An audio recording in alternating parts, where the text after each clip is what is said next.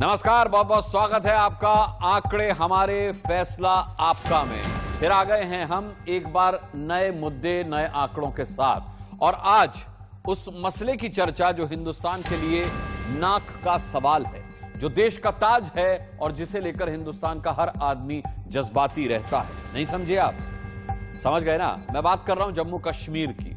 हाल ही में संघ प्रमुख मोहन भागवत ने कहा कि सरकार अगले 15 सालों में अखंड भारत का सपना पूरा कर लेगी।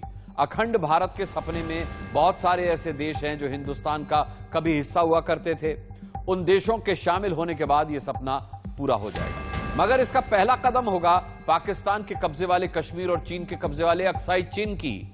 आज हम बात करेंगे कि अगर भारत सरकार जो है यह दावा करती है कि पाकिस्तान को वो कश्मीर लौटाना होगा जो उसके कब्जे में है, और अगर नहीं तो ताकत के जोर पर उसे अपना हिस्सा हम बना लेंगे। ऐसे में क्या जम्मू कश्मीर का वो हिस्सा जो पाकिस्तान के कब्जे में है, कितना हिस्सा है जो चीन के कब्जे में है, और इन दोनों को हासिल करने के लिए हिंदुस्तान के पास कितनी ताकत है?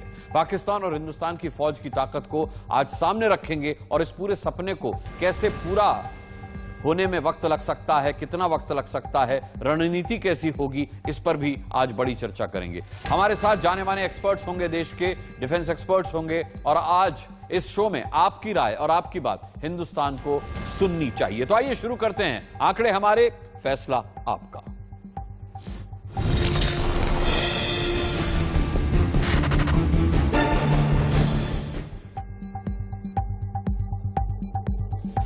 चर्चा के लिए आज हमारे साथ सूर्य मैथिल होंगे, भारतीय जनता पार्टी के नेता। हमारे साथ रतन शारदा होंगे, संघ समर्थक। इसके अलावा wing commander retired Prafull Bakshi रक्षा विशेषज्ञ के तौर पर होंगे, और हमारे साथ lieutenant general retired Raj Kadian साहब होंगे। वकार एच भाटी होंगे, कश्मीर एक्टिविस्ट हैं आप, तो हम इनसे चर्चा भी करेंगे, हम इनसे अपने आंकड़ों पर बात भी करेंगे। लेकिन पहले बात हिंदुस्तान और पाकिस्तान की आर्मी की करते हैं। जी हां, देखिए, भारत वर्सेस पाकिस्तान, कितनी ताकत है, शक्तिशाली कौन है? पीओके हमारा है, भारतीय थल सेना, पाकिस्तानी थल सेना, दोनों को हम कंपेयर करेंगे। यहां पर आंकड़े आपके सामने आएंगे और आंकड़े आपको बताएंगे हकीकत। देखिए, यहां पर आंकड़े आएंगे, भारत वर्सेस पाकिस्तान, कौन कितना शक्तिशाली है, थल सेना के हिसाब से कौन कितना शक्तिशाली है। आप देखिए, भारत और पाकिस्तान दोनों आपको दिखाई दे रहे हैं। अब कॉम्बैट टैंक्स की बात करें तो 4426 भारत के पास हैं, 2182 पाकिस्तान के पास है, यानी पाकिस्तान की ताकत लगभग कम अगर कॉम्बैट टैंक्स की बात करें। आर्म्ड फाइटिंग व्हीकल्स की अगर बात करें तो 3147 भारत के पास है, 2604 पाकिस्तान के पास है, यानी लगभग आधे से थोड़ी ज्यादा। यहां पर भी आप कह सकते हैं पाकिस्तान ताकत में आधा है। अगर हम सेल्फ प्रोपेल्ड आर्टिलरी की बात करें तो 190 भारत के पास हैं और 307 पाकिस्तान के पास हैं, यानी कि यहां पर भी पाकिस्तान थोड़ा सा ढीला है, थोड़ा नहीं बहुत ढीला है भारत के मुकाबले में। टोड आर्टिलरी की बात करें तो देखिए, पाकिस्तान कहीं नहीं ठहरता भारत के आगे, 4158 के आगे पाकिस्तान 307 है। रॉकेट प्रोजेक्टर्स की बात करें तो भारत के पास 266 है, 144 है पाकिस्तान के पास। अब आप देख सकते हैं कि किस तरीके से यहां भारत का पलड़ा भारी है और पाकिस्तान लगभग भारत से आधी ताकत पाकिस्तान के पास है। तारिक फतेह साहब का मैसेज आया था मेरे कान में, इसलिए मैं थोड़ा सा अटका था। तारिक फतेह साहब भी हमारे साथ हैं और हम उनसे भी बात करेंगे। तो अब सबसे पहले हमने आपको यह बताया कि भारत के मुकाबले ताकत में कहीं नहीं ठहरता है पाकिस्तान। तो चलिए सबसे पहले तारिक फतेह साहब से ही बात कर लेते हैं। तारिक फतेह साहब, अखंड भारत की बात कर रहे हैं मोहन भागवत जी। उन्होंने कहा है कि भाई 25 साल में हम ये सपना पूरा कर लेते, लेकिन यहां हिंदुस्तानियों का जोश देख करके लग रहा है कि हम ये सपना 15 साल में ही पूरा कर लेंगे। तो आपको क्या लगता है? क्योंकि अगर अखंड भारत की हम बात करते हैं तो अखंड भारत में फिर पीओके भी आता है, अक्साई चीन भी आता है। अब बाकी चीजों की बातें बाद में करेंगे क्योंकि सबसे ज्यादा विवादित यही है। तो सबसे पहले आपका रिएक्शन इसी पर लेता हूं। आपको क्या लगता है 15 साल में यह सपना पूरा हो सकता है भारत का? देखिए, जो आपने कंपैरिजन किया है दोनों मुल्कों की आर्मामेंट्स का और फौज के हिसाब से, तो उसमें हिंदुस्तान का बहुत बड़ा बॉर्डर चाइना से भी मिलता है। और ना सिर्फ यहाँ अक्साई चीन की तरफ बल्कि मशरिक के अंदर बिल्कुल आपके नागालैंड साइड पे अरुणाचल प्रदेश और इस जगह भी चाइना ने अपनी फौजें रखी हुई और वहाँ भी वो शरारत करता। आपको याद होगा पहले नागालैंड के अंदर काफी इंटरफेरेंस किया, फिर अब वो म्यांमार के थ्रू पूरी सड़क बना के हिंदुस्तान और बांग्लादेश को काउंटर करना चाह रहा है वहां से। तो जहां तक सिक्योरिटी का मामला है, पाकिस्तान से इतना बड़ा खतरा हिंदुस्तान को नहीं है जितना इकोनॉमिक और मिलिट्री खतरा चाइना से है। और चीन जो है वो पाकिस्तान के तागे, यानी वो जो हिलाता रहता है कि क्या करना है क्या नहीं करना है, बिल्कुल मास्टर की तरह है। तो पाकिस्तान उनके इशारों पे चलता है। और जो पाकिस्तान का क्लेम है कि भाई मुसलमानों का बड़ा मसला है और हिंदुस्तान में हालत ठीक नहीं है और कश्मीरियों का हमें दर्द है, तो वो उनको नजर नहीं आता कि चीन के अंदर मुसलमानों का क्या अशर है, या कॉन्सेंट्रेशन कैंप्स बने हुए हैं वीगर मुसलमानों के। और पाकिस्तान ने तो खुद एक अपना जो कश्मीर उनके हिस्से में उन्होंने कब्जा किया होता, वो तोहफे में चीन को 60s में दे दिया था। तो कश्मीर तो एक स्लोगन है पाकिस्तान के लिए अपनी फौज को सप्लाई रखने का। बिल्कुल वरना जवाज नहीं बनता है कि इतनी बड़ी फौज पाकिस्तान के पास हो जिसका कोई फायदा ही नहीं, सिर्फ मेडल मिलते हैं, जनरल को इलाका नहीं मिलता कभी। आप देखेंगे कि हर पाकिस्तानी जनरल के 25 मेडल इधर उधर लगे होते हैं, वो किसी भी जंग में हिस्सा नहीं लिया होता उनको। 65 में थोड़ी बहुत कार्रवाई की थी, बाकी हर जगह हथियार डाल के भाग जाते। तो ये हिंदुस्तान को का अगर कोई एक्टिविटी होती है, ये जो अखंड भारत की बात है, इसमें हिंदुस्तान का अपना नुकसान जो है वो भी आप उसमें शामिल करें। कि अगर अखंड भारत होता है तो कई लिहाज से मैं तो पार्टीशन के बिल्कुल खिलाफ हूँ नजरियाती तौर पे, लेकिन मैं कभी सोचता हूँ कि ये जो पैन इस्लामिज्म है, जो मुस्लिम नेशनलिज्म, एक जो 1970s 80s के अंदर तेल के भाव के साथ साथ दुनिया भर में दहशत गर्दी हुई है, टेररिज्म फैला है, ये आप अंदाजा लगाइए अगर ये पार्टीशन नहीं होता तो हिंदुस्तान के अंदर कितने बड़े प्रॉब्लम होते। अगर अखंड भारत की बात करेंगे तो फिर बांग्लादेश का क्या होगा, ये भी सोचने की बात है कि असल हिंद और उसकी ट्रेडिंग और उसका पहचान 16वीं 17वीं सदी से बंगाल से होती थी। बंगाली की पार्टीशन हुआ, बंगाल और पंजाब का बाकी तो यूपी का। ठीक है तारिक फतेह साहब, मैं आपके पास लौटूंगा, लेकिन आप जो बहुत अहम संकेत कर रहे हैं सूर्या मैथिल जी से मैं जानना चाहूंगा। सूर्या मैथिल जी, इशारा मिल गया होगा तारिक फतेह साहब क्या कहना चाह रहे हैं। अखंड भारत अच्छा है सपना देखना, लेकिन इसे साकार करना उतना ही मुश्किल है क्योंकि उसके कॉन्सिक्वेंसेस भी हैं। धन्यवाद अनुराग जी। और पहले तो आपको, आपके सभी दर्शकों को भारत माता की जय और वंदे मातरम जी।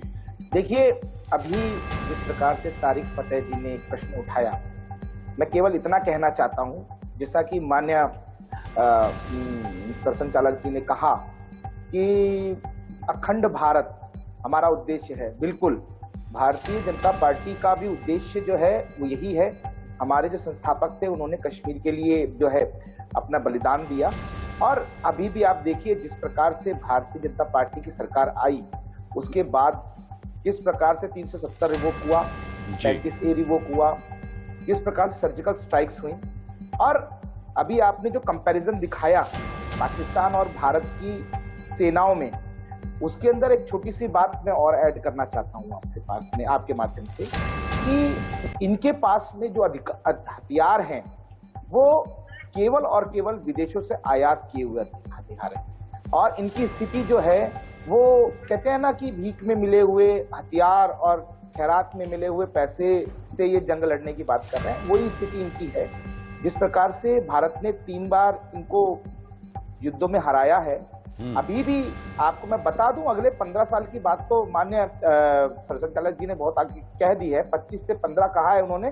मेरा तो ऐसा मानना है कि 5 से 7 साल के अंदर हम लोग जो गुलाम कश्मीर है, जहां पर पाकिस्तान का कब्जा है, उसको हम बहुत जल्दी आजाद कराएंगे और भारतीय ठीक है, 5 से 7 साल के अंदर जो कश्मीर का हिस्सा पाकिस्तान के पास है, पीओके, उसे आप आजाद कराने की बात कर रहे हैं, लेकिन मेरे साथ रतन शारदा जी हैं, आरएसएस सपोर्टर। रतन शारदा जी, कल जब आरएसएस प्रमुख का ये बयान आया उसके बाद प्रतिक्रियाएं बहुत मिली। उसके बाद ओवैसी साहब की भी प्रतिक्रिया मिली कि भाई अक्सर चीन की भी बात कर ली जाए अखंड भारत में, क्योंकि उसे भी आपको जोड़ना होगा। उधर शहबाज शरीफ की जब से सरकार आई है वो कह रहे हैं कि भाई कश्मीर मुद्दा हमारे लिए बहुत अहम है, मोदी जी पाकिस्तान आए और कश्मीर पर बात करें। तो ऐसे में आपको लगता है कि अखंड भारत का सपना इतना आसान है? चलिए, देखना आसान है, उसे पूरा करना क्या इतना आसान है? देखिए, पहली बात तो यह है कि मोहन भागवत जी ने अखंड भारत का उपयोग किया ही नहीं, मेरा पूरी स्टेटमेंट है। मैं ये नहीं कह रहा हूँ कि अखंड भारत की बात हम ना करें, लेकिन जिस वक्तव्य को लेके आप लोगों ने पूरी बहस की कि उनका वाक्य है नहीं, मैं चाहे तो पढ़ के सुना सकता हूँ। उन्होंने कहा, इसी गति से चले तभी गणना से काम होने वाला है। हम थोड़ी गति और बढ़ा दें तो 20-25 साल कहा, मैं 10-15 साल कहता हूँ। उसमें जिस भारत का सपना देखकर हम चल रहे थे, वो भारत स्वामी विवेकानंद ने जिसको अपने मनोचक्षु से देखा था और जिसके हृदय की महर्षि योगी अरविंद ने भविष्यवाणी की थी, वो हम इसी देह और इन्हीं आंखों से इस जीवन में देखेंगे। कहीं अखंड भारत का शब्द उपयोग नहीं हुआ है। दूसरी बात, अभी जहां तक आपने मुद्दा छेड़ दिया अखंड भारत का, तो मैं बता दूं कि अखंड भारत के लिए जो सेनाओं की बात करें, सेनाओं की आवश्यकता नहीं है। अखंड भारत नेचुरल होगा, चाहे वो इकोनॉमिक हो, चाहे कल्चरल हो। आज उसका स्वरूप क्या होगा पता नहीं, लेकिन एक बात पक्की है कि जिस मजहब के नाम पे पाकिस्तान खड़ा हुआ, मजहब के नाम पे नहीं, उसकी कल्चरल यूनिटी उसने तोड़ा और एक पंजाबी कल्चर सब पे थोपना चाहा, तो पाकिस्तान आज अंदर से टूट रहा है, इंटरनली इम्प्लोड हो रहा है। ना तो सिंध वाले लोग साथ में रहने को तैयार है, ना बलोच रहने को तैयार है। बलोच का तो इतना रोब है कि वहां पर अभी चीन सोच रहा है क्या करूं, कहां फंस गया हूं, उसको अपने सैनिक भेजने पड़ रहे हैं। ना पश्तून खुश है, ना अफगानिस्तान ड्यूरन लाइन को मानते हैं, ना पीओजेके के लोग खुश है। पीओजेके के अंदर पाकिस्तान से लोग भेजकर बसाए जा रहे हैं। तो अगर सारे पाकिस्तान के अंदर पाकिस्तान, पंजाब छोड़ के कोई पाकिस्तान का खुद को मानता ही नहीं, तो कितने साल पाकिस्तान को घसीटेगा? तो पंजाब तो इम्प्लोड हो रहा है। ये तो एक आकलन है, ये तो समीक्षा का विषय है। मैं आपके पास लौटूंगा। राज कादियान साहब हमारे साथ हैं, रक्षा विशेषज्ञ। राज कादियान साहब, अगर ताकत की बात की जाए, सिर्फ ताकत की, जो कि हमने आंकड़ों में भी दिखाया, तो क्या ये इतना आसान होगा कि पीओके, अभी मैं थोड़ी देर में गृह मंत्री साहब की बात भी सुनाऊंगा जिसमें उन्होंने कहा कि पीओके हमारा है, तो क्या पीओके को भारत में मिलाना ताकत के बल पर, कैसे आकलन करते हैं? ऐतिहासिक तौर पर पीओके हमारा है, पूरा कश्मीर हमारा है। वो तो महाराजा हरि सिंह ने उतना ही हक उनको था एक्सीड करने का जैसा बाकी स्टेट्स को था, उसमें किसी को शक नहीं है। लेकिन 37% जो हिस्सा अभी भी कश्मीर के पाकिस्तान के इलीगल कब्जे में है, बात उसको छुड़वाने के हमारा इरादा है और रहना चाहिए। लेकिन उसको ट्रांसलेट करें किसी टाइम पीरियड से कि अगले 10 साल में या 15-25 में होगा, शायद इतना आसान नहीं है। इसको एक सामरिक तौर पर देखना पड़ेगा। हमें ये नहीं भूलना चाहिए कि पीओके में चाइना का भी स्टेक है। 5300 किलोमीटर स्क्वायर टेरिटरी तो पाकिस्तान ने चाइना को दे रखी है। $60 बिलियन उन्होंने सीपैक पर लगाया जो पीओके से गुजरती है। तो ये सिर्फ भारत और पाकिस्तान की सेनाओं की तुलना करने से नहीं होगा।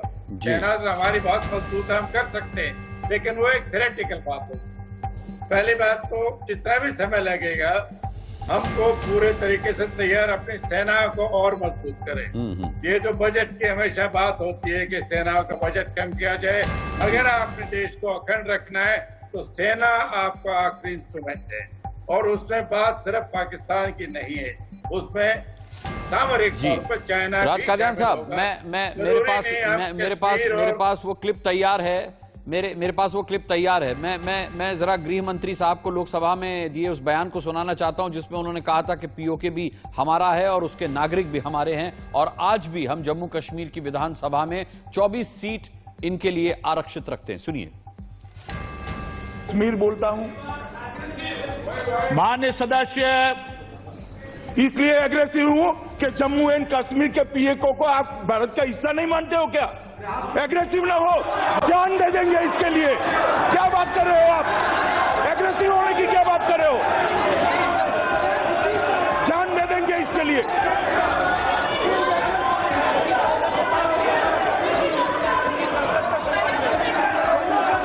सदन में जब जम्मू एंड कश्मीर राज्य बोला हूं, तब पाक ऑक्यूपाइड कश्मीर और अक्साई चीन दोनों इसका हिस्सा है, ये बात को और हमारे संविधान ने जम्मू कश्मीर की जो सीमाएं तय करी है और जम्मू कश्मीर के संविधान ने जम्मू कश्मीर की जो सीमाएं तय की है उसके अंदर पाक ऑक्यूपाई कश्मीर और अक्साई चीन दोनों समाहित हैं। प्रफुल्ल बख्शी जी का हम रुख करेंगे। प्रफुल्ल बख्शी जी, जो मोहन भागवत साहब ने कहा है अखंड भारत की बात, उसका संकेत अगर हम इस लोकसभा में दिए गृह मंत्री के बयान को सुने तो वो पहले ही दे चुके हैं। इसमें दो राय नहीं है कि जो अखंड भारत की बात होती है तो बहुत पहले से चल रही है, और मैं अखंड भारत के बारे में एक बात करूंगा।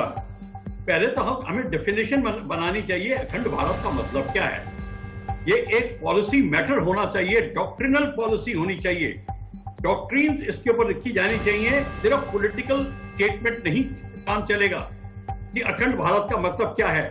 जैसे कि हमारे पहले प्रवक्ता बोल रहे थे, तारिक फतेह साहब ने बोला और लोगों ने बोला कि अखंड भारत का मतलब है आप जो चाइना ने कब्जा किया है उसका क्या होगा, क्या उसमें बांग्लादेश का एरिया इंक्लूड होता है, कौन सा होगा, इसकी पूरी की पूरी डेफिनेशन पहले क्लियर होनी चाहिए, तब अखंड भारत की बात होती है। और सेकेंडली हमारी डॉक्ट्रिन्स को अब चेंज करना पड़ेगा। जो थ्रेट परसेप्शन है, China is the main enemy, चाहे पाकिस्तान की बात नहीं है। ये पुरानी हमारी पॉलिसी है कि चाइना को के तरफ देख के आंख बंद कर लो और पाकिस्तान की बात करते रहो। ये नहीं, चाइना के बारे में हम अक्साई चीन कब मांगेंगे उनसे? 13 मीटिंग हो गई, 15 मीटिंग हो गई, अक्साई चीन का नाम ही नहीं लेते। क्यों नहीं लेते? ये चीज हमारे को क्लियर। इस अहम सवाल पे मैं आऊंगा, वकार साहब का भी एक रिएक्शन ले लूं, फिर मुझे ब्रेक लेना है। वकार साहब, कश्मीर में आप एक्टिविस्ट हैं, कश्मीरी एक्टिविस्ट हैं, उस लिहाज से आपको क्या लगता है, क्योंकि कश्मीर एक बहुत बड़ा मसला है, पाकिस्तान में नई सरकार बनने के बाद भी कश्मीर का राग अलापा गया और अब यहां से अखंड भारत की बात हो रही है, तो पीओके को 5 से 7 साल के अंदर, ये कहा गया है अभी आपके सामने इसी डिबेट में, संघ समर्थक ने कहा है कि हम अपने से मिला लेंगे। जी सर, कहने में और करने में बड़ा फर्क होता है। पहले तो मैं कश्मीर की सिचुएशन बताता हूँ कि कश्मीर में इतने हजार लाखों फौज होने के साथ सीआरपीएफ, पुलिस, फोर्सेस, एजेंसियां पूरे भारत देश की हैं यहाँ, तो फिर भी जब 26 जनवरी को 15 अगस्त को तिरंगा लहराने की बात होती है लाल चौक में, तो उस दिन लाल चौक को पूरा बंद किया जाता है। कोई भी आम एक्टिविटी वहाँ नहीं होती, कोई सिविल एक्टिविटी नहीं होती वहाँ, और हर तरफ फौज ही फौज होती है, सीआरपीएफ, आर्मी हर तरफ होती है। फिर जाके देना चाहता हूँ, तिरंगा जाके कहीं लहराया जाता है। तो फिर आप खुद ही सोचिए, जहाँ जितने भी लोग बैठे हैं वो सोचें, भारत के लोग सोचें कि अभी तक हम लाल चौक में तिरंगा हम उस तरीके से नहीं लहरा सकते जैसे हम दिल्ली में, लखनऊ में, महाराष्ट्र में लहराते हैं। वैसे अभी तक हम श्रीनगर नहीं लहरा सकते जहां हमारी फौज है, जहां हमारी लाखों आर्मी, 2 लाख आर्मी है। तो हम चले हैं मुजफ्फराबाद तिरंगा लहराने के लिए, तो उसके लिए जरूरी नहीं है कि मुजफ्फराबाद तिरंगा लहराए। बिल्कुल, वो मेरे कश्मीर, मेरा जम्मू कश्मीर है, वो मेरी मिट्टी है उस पर, वो मेरी जमीन है उस पर। इस टाइम जहां से मैं लाइव मेरा जम्मू कश्मीर है तो मेरा हिंदुस्तान भी तो है, क्योंकि हिंदुस्तान में तो जम्मू कश्मीर है। वकार साहब, आपकी बात तारिक फतेह साहब ने भी बहुत ध्यान से सुनी है, मैं इस पर तारिक फतेह साहब का भी रिएक्शन लूंगा, लेकिन यहां एक छोटा सा ब्रेक लेंगे और आपने जो सवाल उठाए हैं उस पर तारिक फतेह साहब का जवाब एक छोटे से ब्रेक के बाद। वकार साहब, सुनना मत भूलिए। अखंड भारत का सपना पूरा करना है तो पाकिस्तान के हिस्से में जो कश्मीर है वो भी भारत में आएगा। तो हम ताकत भी आंक रहे हैं कि किस तरीके से दोनों की ताकत है। देखिए, शक्तिशाली कौन है, अब शक्तिशाली कौन है में भारतीय नौसेना जो है वो पाकिस्तान की भारत के मुकाबले कितनी ताकतवर है। नौसेना में क्या कुछ, ये आंकड़े यहां आपके सामने आएंगे। भारत और पाकिस्तान, शक्तिशाली कौन? नौसेना। नौसैनिक युद्धपोत भारत के पास 285 और पाकिस्तान के पास सिर्फ 100। एयरक्राफ्ट कैरियर भारत के पास 3, पाकिस्तान के पास 0, कोई नहीं। पनडुब्बियां भारत के पास 16, पाकिस्तान के पास केवल 9। ये परमाणु पनडुब्बियों की बात करें तो भारत के पास 1, पाकिस्तान के पास 1 भी नहीं। विध्वंसक युद्धपोत भारत के पास 10, पाकिस्तान के पास 1 भी नहीं। फ्रिगेट्स भारत के पास 13 और पाकिस्तान के पास 8 केवल। गश्ती पोत 139 भारत के पास, केवल 49 पाकिस्तान के पास। पोर्ट टर्मिनल भारत के पास 13, पाकिस्तान के पास 2। इसके अलावा कॉवेट्स भारत के पास 23 और पाकिस्तान के पास केवल 2। ये है पाकिस्तान की ताकत, नौसेना की ताकत, जो आधे से भी कम से भी ज्यादा कम है। अब आपको रक्षा मंत्री राजनाथ सिंह की वो बात सुनाते हैं जो उन्होंने राज्यसभा में बयान दिया था। राजनाथ सिंह ने कहा था कि कश्मीर पर बात होगी तो पहले पीओके पर बात होगी। दुनिया की कोई ताकत हमसे जम्मू कश्मीर को नहीं ले सकती। बातचीत का जहां तक सवाल है कि पाकिस्तान से बात होनी चाहिए, अरे बात होगी तो कश्मीर पर बात नहीं होगी डिप्टी चेयरमैन सर, पाक अधिकृत कश्मीर पर बात होगी, कश्मीर पर बात नहीं। अब जरा रक्षा बजट पर भी एक नजर डाल लेते हैं कि भारत और पाकिस्तान अपने अपने देश के कुल बजट में रक्षा बजट पर कितना खर्च करते हैं और दुनिया में सैन्य ताकत के लिहाज से भारत और पाकिस्तान किस नंबर पर आते हैं। भारत वर्सेस पाकिस्तान, शक्तिशाली कौन? ये देखिए, यहां पर आंकड़े आएंगे कौन कितना रक्षा बजट पर खर्च करता है। देखिए, भारत जो है वो रक्षा बजट पर 4.78 लाख करोड़ रुपए खर्च करता है, जबकि पाकिस्तान का रक्षा बजट 1.37 लाख करोड़ है। अब स्थान देखिए, भारत का स्थान जो है रक्षा बजट के मामले में चौथा है, पाकिस्तान का 10वां स्थान है और फाइटर्स 590 के मुकाबले पाकिस्तान के पास 320 हैं। तो कुल मिलाकर के देखा जाए तो पाकिस्तान किसी भी मामले में भारत के आगे कहीं भी नहीं ठहरता है। अब चर्चा करेंगे और चर्चा से पहले जिस तरीके से वकार साहब टिप्पणी कर रहे थे, तारिक फतेह साहब, एक तरीके से वकार साहब का यह कहना था, अगर उनकी बातों का मैं लब्बो लुआब निकालूं, कि अखंड भारत की बात करना मुंगेरी लाल के हसीन सपने जैसा है। वो कश्मीर के अवाम की बात करते हैं, वो कश्मीर के लोगों की बात करते हैं, लेकिन कश्मीर भी तो भारत का अभिन्न अंग है। इसे स्वीकार करने में इतनी मुश्किल क्यों? वो इसलिए कि ये जो पाकिस्तान का पर्सपेक्टिव है कश्मीर पे, इसके अलावा किसी और हिस्टोरिकल पर्सपेक्टिव को दिखाया नहीं जाता। फॉर एग्जांपल 8वीं सदी के अंदर करकोटा सिविलाइजेशन थी, वो कैस्पियन सी से कश्मीर बेस बांग्लादेश का जो इलाका है वहां तक जाती थी। वो 8th सेंचुरी में थी, उसका जिक्र ही नहीं है। मुझे ऐसे लगता है ना हिंदुस्तान में ना पाकिस्तान में, मुझे ऐसे लगता है कि वो टाइम मोहम्मद बिन कासिम ने जो हमला किया था राजा दाहिर पे सिंध में, उसको छुपाने के लिए कोई उससे बात ही नहीं करता। पाकिस्तान के लिए राजा दाहिर ट्रेटर है और हिंदुस्तान में उसका जिक्र ही नहीं है। और हम जो सिंध के रहने वाले हैं, हम समझते हैं कि वो हिंदुस्तान और भारत का सबसे बड़ा डिफेंडर था, लेकिन तारीख में उसका कहीं नाम नहीं आता है। तो हिस्ट्री को थोड़ा भूल जाए। जहां तक पाकिस्तान इंडिया के तसादुम का ताल्लुक है और तो एक चीज मैं हिंदुस्तान का दोस्त होने की उस पॉइंट पे कह रहा हूँ कि ये देखिए, सॉरी, आप दोस्त है पाकिस्तान दोस्त है, मतलब आप पाकिस्तान के, तो आपने बोला मैं हिंदुस्तान का दोस्त हूँ, मतलब मैं पाकिस्तान दोस्त हूँ। कहाँ से? पूरा पाकिस्तान हिंदुस्तान है सर। मैं कहता हूँ हिंद महासागर एक हो जाए। तारिक साहब, मैं खुद चाहता हूँ हिंद महासागर एक हो जाए, जो मेरी 1947 हो जाए, हम खुद चाहते हैं। सर मेरी बात तो सुन ले। देखिए कि जो तसादुम है आपस में दोनों का, जो पाकिस्तान का जो ऑक्यूपाइड कश्मीर है, आप देखिए कि वहाँ कश्मीरी जबान नहीं रही।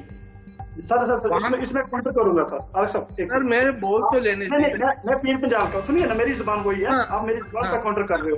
आप, मैं पहाड़ी की, सुनिए, उस पार जो कश्मीर है वो पहाड़ी स्पीकिंग है और यहाँ भी पहाड़ी स्पीकिंग में 15 लाख लोग हैं। मतलब आप 15 लाख लोगों को इस साइड और उस साइड 40 लाख पहाड़ी स्पीकिंग वालों को जम्मू कश्मीर का नागरिक नहीं बोलते हैं। भाई कश्मीरी तो नहीं बोलते ना, आप उर्दू ही बोलते हैं ना। आप तो गुज्जर लैंग्वेज भी है। वकार साहब, आप भी तो हिंदुस्तानी हैं। अगर तारिक फतेह साहब कहते हैं कि मैं हिंदुस्तान का दोस्त हूं, तो इसमें आपको दिक्कत क्या है? नहीं, मैं कह रहा हूँ ये दोस्त है या पाकिस्तान दोस्त है, मैं ये बोल रहा हूँ। ये पाकिस्तानी है या नहीं है, मुझे उसके ऊपर क्लियर किया करें, क्योंकि अगर आप कौन कि मैं आपको क्लियर करूं? तो ये आपको तो पता ही नहीं है कि तारिक साहब नहीं है पाकिस्तानी, आपको यही नहीं पता अब तक? नहीं, मुझे पता है। आप मुझे मत बताइए, मैं बोल रहा हूँ क्योंकि वो पाकिस्तान को अपना नहीं मानते, वो पाकिस्तानी नहीं खुद को मानते, वो भारतीय भी नहीं है, ये भी हम सबको पता होना चाहिए। पाकिस्तानी वो खुद को नहीं मानते, कश्मीरी वो है नहीं है। तो अब मैं और आप क्यों इनकी सुने? पहली बात। हाँ, क्योंकि आप गए भागे हुए दूसरी दुनिया में पूरी अरबिस्तान के सारे टट्टुओं को जमा करके कहते हैं भाई हमें भीख दे दो क्योंकि हमारा मसला और नहीं हो रहा। सर मैं जम्मू कश्मीर मेरी का हूं, बात आप गलत फहमी में हो। अरे भाई आप ना बोले ना बीच में, आपसे बात ही नहीं मैं जम्मू करना चाह रहा। आप गलत कोट कर रहे हो ना। मैं जम्मू कश्मीर का हूँ, मैं पाकिस्तानी हूँ, क्लियर करो ना पहले। अरे कहीं के भी हो अरे आप जम्मू कश्मीर के नहीं हो, आप हिंदुस्तानी हो। अपनी जो आइडेंटिटी है ना उसको ध्यान रखो। नहीं वो अपने आप हिंदुस्तानी बोलो अपने आप को गर्व से। वो अपने आप को पाकिस्तानी समझते हैं और लाखों ऐसे हैं। हिंदुस्तानी समझो, अपने आप को हिंदुस्तानी मानो। भारत का खाते हो तो भारत का खाया करो। नहीं मैं गर्व से बोलो कि हिंदुस्तानी हो। सर मैं अल्लाह की रोजी जो अल्लाह ने दी है मुझे। अरे अल्लाह की नहीं, भारत की रोजी खाते हो, भारत का अनाज खाते हो, भारत के फंड से डेवलपमेंट होता है। आप अपने आप को हिंदुस्तानी मानो। आप जम्मू कश्मीर के नहीं हो, आप हिंदुस्तानी हो। इस चीज को एक्सेप्ट करो। नागरिक हूँ और रब्बुल आलमीन ने जो रोजी मुझे और जम्मू कश्मीर भारत का अभिन्न अंग है। जम्मू कश्मीर भारत का अभिन्न अंग है, इस बात को याद रखो। कान खोल के सुन लो, कान में तेल डाल लो गरम गरम, कान साफ कर लो और फिर सुन लो कि भारत का अभिन्न अंग है जम्मू कश्मीर। और जो जम्मू कश्मीर है वो सारे का सारा है, सारे का सारा जम्मू कश्मीर हमारा है। ये बोलो भारतीय हो, ये बोलो। आप तारिक फतेह जी के बारे में मत बोलो, आप अपने वाले बताओ कि आप हिंदुस्तानी हो। जम्मू कश्मीर नहीं, हिंदुस्तानी हो, हिंदुस्तानी। या वो आप तारिक फतेह आपके क्या तकलीफ है भाई, मुझे ये बताएं। आप पापा हो, क्यों ना बोलूं मैं? तो आप बीच में क्यों बदतमीजी क्यों करते हैं? हमें पता है बदतमीजी अभी तक ना आपने हमेशा से ये बदतमीजी दिखाई है। आप पाकिस्तानी क्यों बना रहे हो मुझे? आप पहाड़ी स्पीकिंग, पंजाबी स्पीकिंग वालों को, डोगरी स्पीकिंग वालों को कश्मीर क्यों आप पाकिस्तानी बोलते हो? आप भाई इसलिए कि आप पाकिस्तानी हैं, आप झंडा लेके घूमते हो पाकिस्तान। और किसका झंडा लेके घूमते हो? यहाँ के जम्मू कश्मीर में किसका झंडा आता है? देखा नहीं? पाकिस्तान का। सपने झंडा, सपने जम्मू कश्मीर में पाकिस्तान का झंडा लहराता है। फिर तो लहराता है। मैं क्या हूँ? किसका झंडा लहरा? देखा है पूरा मैंने जम्मू कश्मीर, पूरा बाय रोड जाके एक एक बस्ती देखी है मैंने। और बताइए कहाँ है जम्मू? जम्मू बताइए कहाँ है?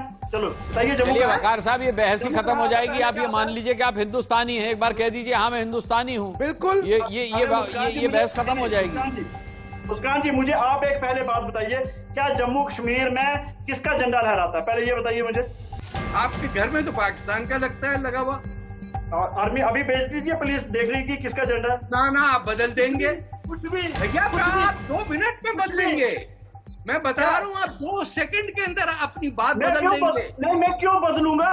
मेरे घर में जब मीरपुर में यहाँ 15 अगस्त में हिंदुस्तान का ही तिरंगा लहराता है और दूसरा तिरंगा है जो लहराता है, जो मेरे भाई इस्लामी फ्लैग है। मीरपुर में 50,000 हिंदू और सिखों को मारा था 47 में, तो आप किसके साथ थे? 2.5 लाख कश्मीर के थे। चलिए बहस दूसरी तरफ जा रही है। एक और आंकड़ा मैं दिखा देता हूं, उस पर चर्चा करते क्योंकि समय बहुत कम है हमारे पास। भारतीय वायुसेना के मुकाबले पाकिस्तानी वायुसेना की क्या ताकत है, यहां पर आपको बता देते हैं दोनों ही की स्ट्रेंथ। देखिए यहां पर आंकड़े आएंगे, आपको पता चलेगा कि वायुसेना के मामले में कौन कितना ताकतवर है, भारत और पाकिस्तान। एयरक्राफ्ट स्ट्रेंथ 2185 भारत की और 1281 पाकिस्तान की। फाइटर्स 590 के मुकाबले पाकिस्तान के पास केवल 320। अटैक 804 भारत ने किए और 410 पाकिस्तान ने इसके मुकाबले, यानी हर मामले में आधा। ट्रांसपोर्टर 708 के मुकाबले 296 पाकिस्तान के पास और ट्रेनर्स जो हैं 251 भारत के पास और 486 पाकिस्तान के पास। टोटल हेलीकॉप्टर स्ट्रेंथ जो है वो 720 भारत के पास और 328 पाकिस्तान के पास। अटैक हेलीकॉप्टर्स 15 के मुकाबले पाकिस्तान के पास 49, ट्रेनर्स 251। आप ये देख सकते हैं कि पाकिस्तान अगर बात करें आर्मी के मामले में, वायुसेना के मामले में या फिर नेवी के मामले में, तो कहीं भी ठहरता नहीं है। अब सीधे आपको वॉर रूम लेकर चलते हैं जहां मेरे साथ मेरी सहयोगी मौजूद हैं अनन्या। वो बताएंगे आपको पाकिस्तान के कब्जे वाले पीओके और चीन के कब्जे वाले अक्सई चीन का कितना हिस्सा है जिसे अखंड भारत में शामिल किया जाना है। बिल्कुल, जब अनुराग अखंड भारत की बात करते हैं मोहन भागवत और ये कहते हैं कि सरकार 15 वर्षों में अखंड भारत का जो सपना है वो पूरा कर लेगी, तो अखंड भारत का जो सपना है वो आखिरकार पूरा कैसे होगा, शुरुआत कैसे होगी? तो शुरुआत जहां से होगी वो हम आपको मैप के जरिए समझाते हैं। सबसे पहले इस मैप पर नजर डालिए और ये समझिए कि ये जो एरिया है ये है जम्मू कश्मीर का, और ये एरिया है पीओके, यानी कि इसे कहते हैं पाक ऑक्यूपाइड कश्मीर।